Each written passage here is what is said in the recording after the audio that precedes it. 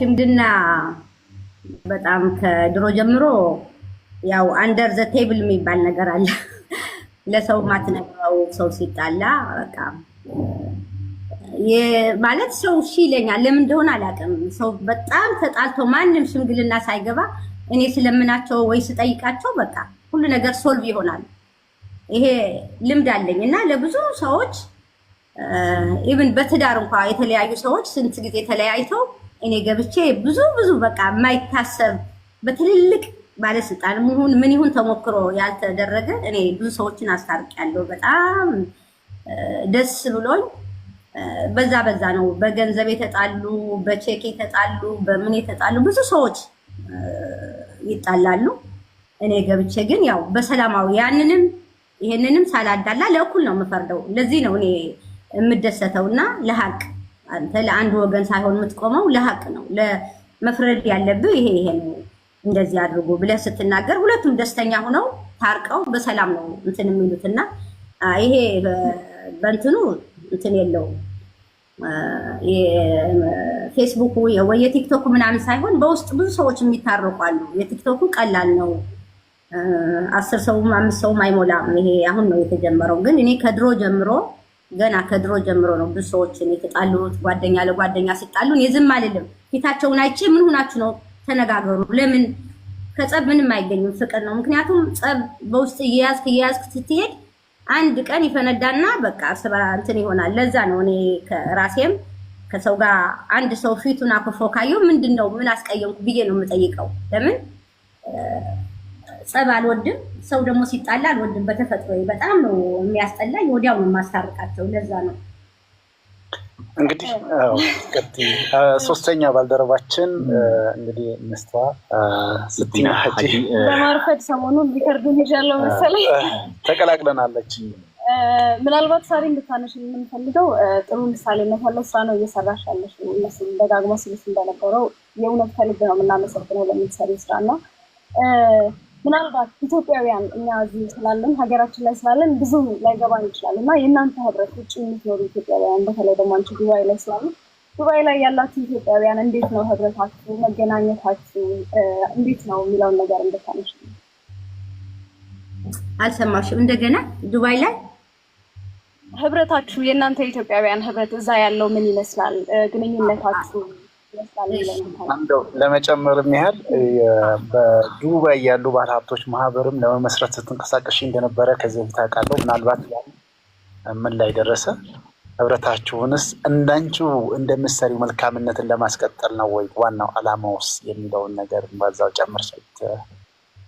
እሺ ተስፍሽ ምንድነው እህቴ የጠየቀችኝ ጥያቄ የዱባይ ያሉ ነዋሪዎች ወይ ደግሞ ማህበረሰብ ወይ ኮሚኒቲ እንዴት ነው ህብረታችሁ ያለችው እሱን ለመመለስ ነው።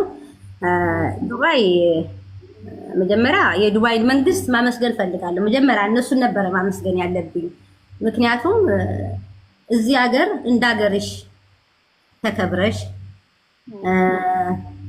ጥቁሩን ጥቁር ነጩን ነጭ ቀዩን ቀይ የፈለገ ባለስልጣን መጥቶ ነገሮችን ምልሽ መብትሽን እስከ ጥግ አስከብረውልሽ በተለይ ነጋዴ ለሆነ ሰው በስነ ስርዓት የሚሰራ ሰው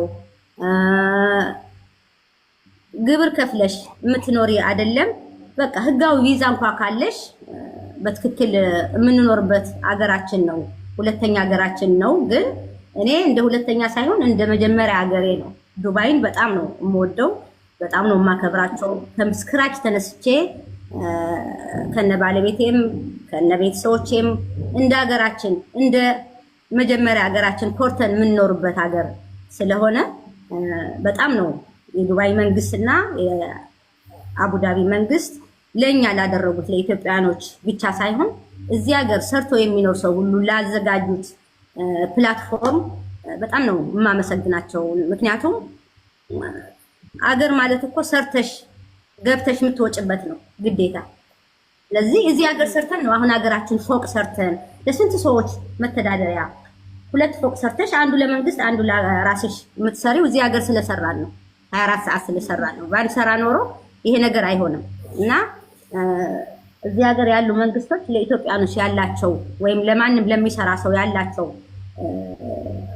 ድጋፍ የሚሰጡሽ ማለት ብርታት ነው የሚሆኑሽ። በቃ ያበረቱሻል እንድትሰሪ ጎበዝ፣ እንኳን ቀናሽ፣ እንኳን እንደዚህ ሆንሽ ነው እንጂ አንቺ በምትሰሪው ነገር የሚመቃኝ ሰው የለም። ሁለተኛ ደግሞ ይሄ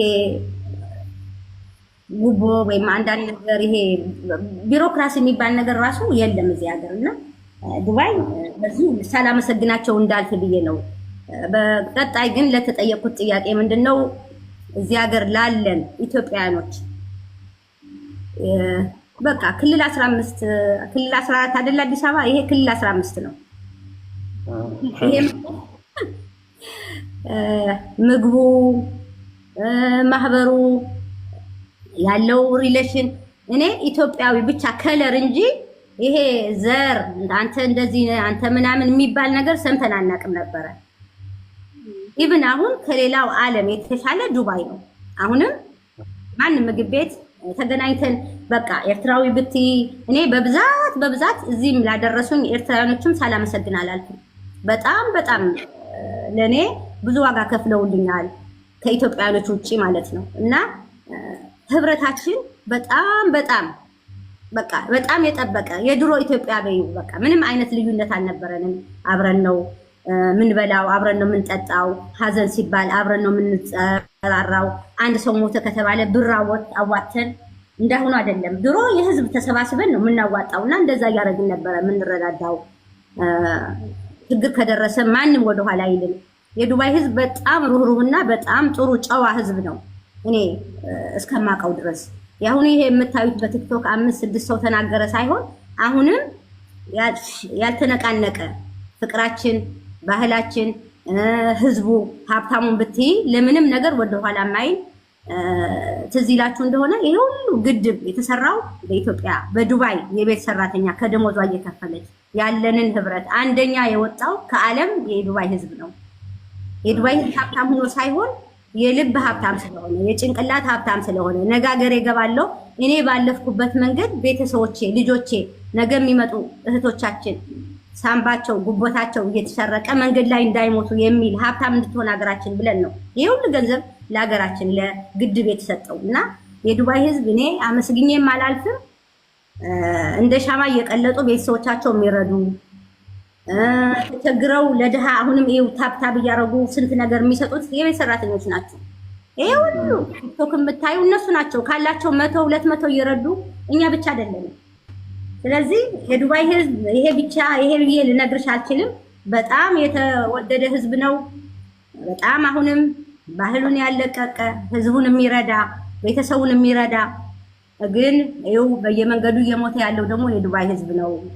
በጣም ያሳዝናሉ። አንዳንዶቹ ሊረዱ መጥተው በሬሳቸው እየሸኘን ያለ ነውና የዱባይ ማህበረሰብና ህዝብ ግን እንደነገርኩሽ አሁንም ዘርም ሃይማኖትም ምንም ያለየው በኢትዮጵያዊነቱ አንድ የሆነ ነው። እስካሁን እኔ እስከማውቀው ድረስ ብዙም ልዩነት እንትን የተባለ አይደለምና በጣም ጥሩ ነው ያለ ነው። ጥሩ ናቸው። በጣም ጥሩ እንግዲህ እናመሰግናለን ሳራ። አሁንም ቆይታችን ይቀጥላል። ክቡራትና ክቡራን እያደመጣችሁ የምትገኙት በመናኸሪያ ሬዲዮ ውስጥ